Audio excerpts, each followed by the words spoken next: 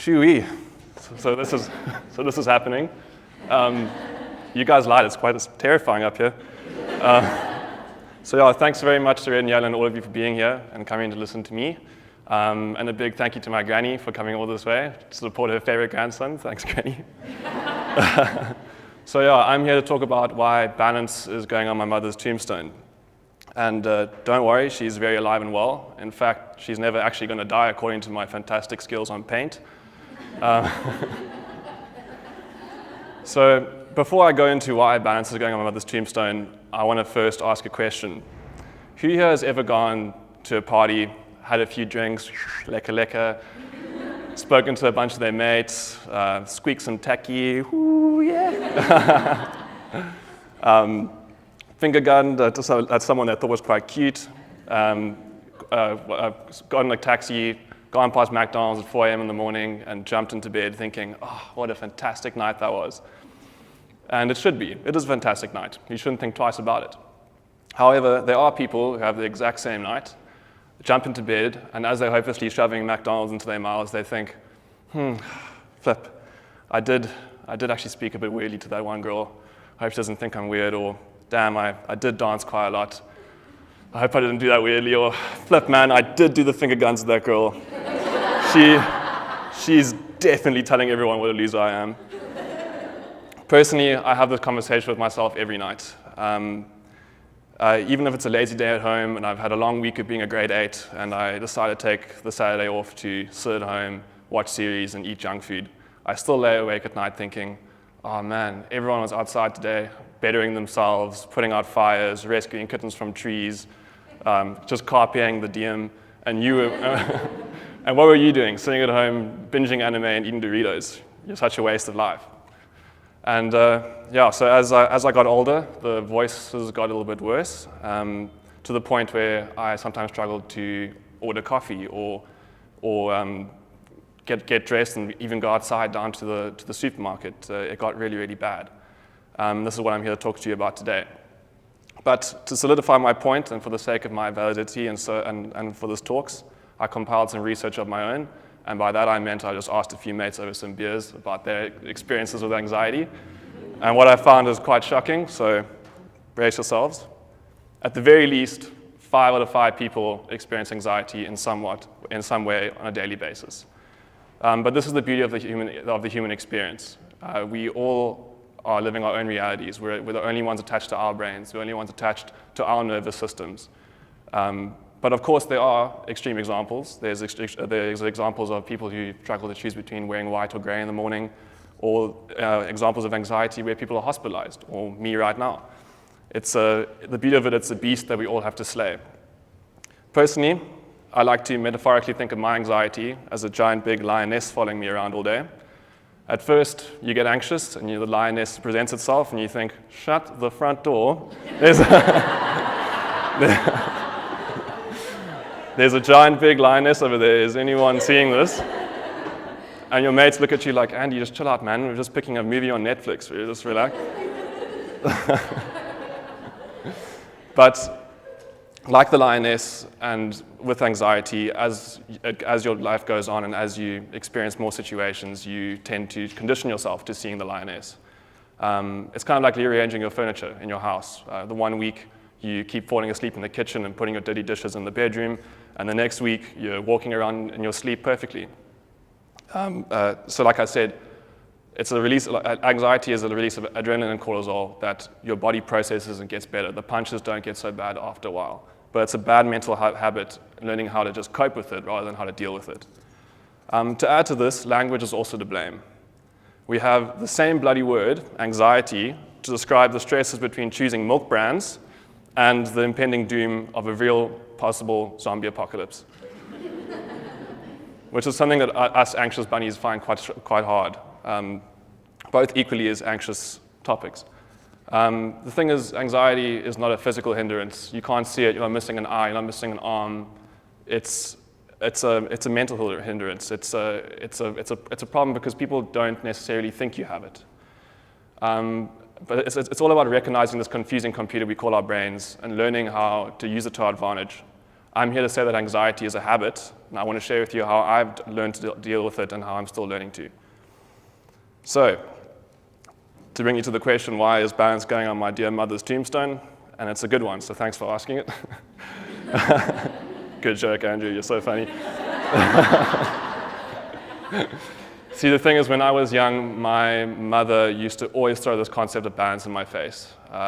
If I said to her, Mom, please can I have another Coke today? Like, it's really hot, like, I'd love another cool drink. She would say, that's great, Andrew, yeah, sure, you can, but remember, that's now 4 glasses of water. It's 2 per Coke. Or, hey, Mom, Richie and I would love, my brother Richie and I would love to go and watch another movie today. We have the new Star Trek is out or something, like, please can we go watch it? And she would say, yeah, that's great, fine, but tomorrow you have to play outside the whole day. There's a balance here. As I got older, the sentences changed. They went from, oh, Mom, I'm really, really anxious about my exam coming up. And she would say, but that's in like 2 months' time, Andy, what are you worried about? I said, like, oh, I'm not really getting any sleep. Like, it's really stressing me out. She would say, okay, now it's time to go do exercise. You have to go outside. You have to refresh your brain. And she was right. Life's all about a balance. It's all about a mental balance, a physical balance, and that's where anxiety fits in. See, the thing is, my mom, when she had my brother, had a bit of a mental breakdown. She had a mental health scare, and she was forced into conditioning her brain and her habit into learning about her anxiety and her brain and how to continue with life. So yeah, she gave me all this advice, and despite all these things, as any naive teenager would, I tried all the quick fixes, from booze, spilt milk, to the devil's lettuce, controversial, and of course excessive surf trips, as all of you know, when I should be in class. I'd assume my parents are probably in the back right now thinking, proud or angry, proud or angry.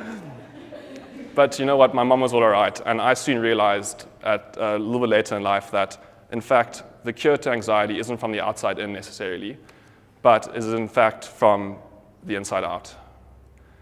And yeah, to metaphorically describe this again, the best metaphor I have is, of course, surfing. Oh, Andy, you're such a hippie. All you do is talk about surfing. You're not wrong. But like anxiety, life is like the ocean. It creates chaos, storms, wind, destruction, waves. And as surfers, we embrace it physically. We flow with it, use it to our advantage. But not only does this beautifully encapsulate the end goal with learning to deal with your anxiety, but it also encapsulates about being in the moment, something that us anxious bunnies struggle to do. You're not thinking about yesterday, you're not thinking about tomorrow, you're thinking about what I need to do right now. But to reiterate this point, I compiled some more research into a highly visual format that I hope you all will enjoy. As you can see here, we have the x-axis, number of waves, and the y-axis being the number of happiness, capping at a 50, which we all know is the maximum amount of happiness an individual can experience. And as you can see, 1 wave equals the maximum amount of happiness. It's just fascinating stuff. I hope you're writing it down. So yeah, as I mentioned, we can use anxiety as a weapon, a tool, a superpower. Because we overthink as anxious individuals, we extra think.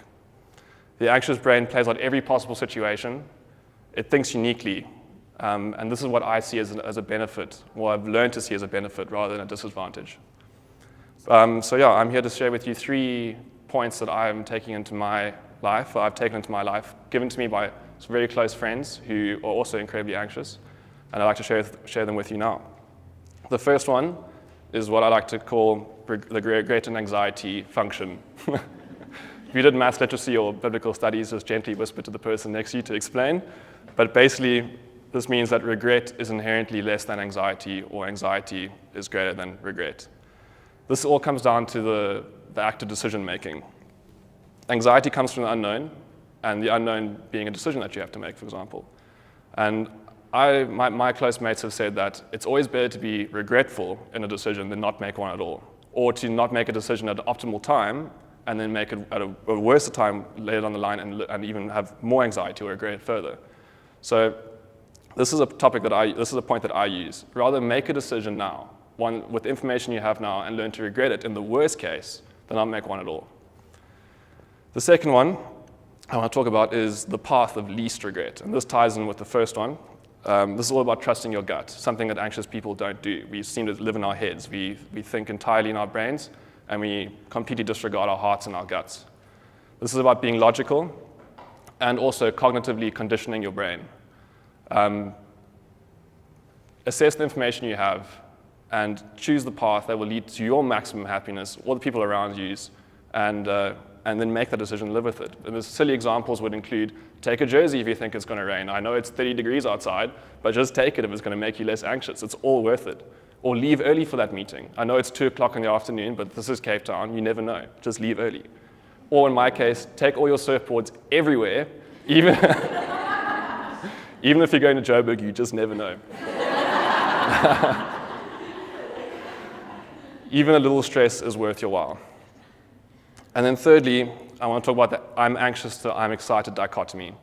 Scientifically, actually, can be proven that when an individual experiences anxiety, adrenaline, cortisol, the stress hormones get released, and you feel anxious.